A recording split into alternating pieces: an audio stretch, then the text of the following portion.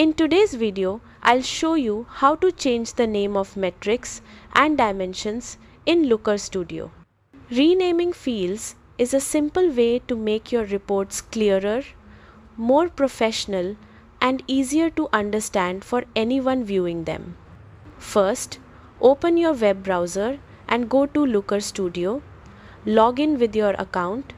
Then open the report where you want to make changes. Once the report loads, navigate to the page that contains the chart or table you want to edit so you can see the updates in real time. Next, click on the chart or table that includes the metric or dimension you want to rename. When it's selected, look to the right side of the screen and make sure the Setup tab is open. In this panel, you'll see sections for dimensions and metrics, which list the fields currently being used in that visualization. Hover your mouse over the metric or dimension you want to rename. You'll notice a small pencil icon appear next to the field name. Click on that pencil icon and the name will become editable. Now, simply type the new name you want to use.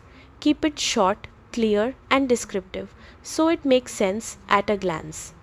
Once you're done, press Enter or click anywhere outside the field.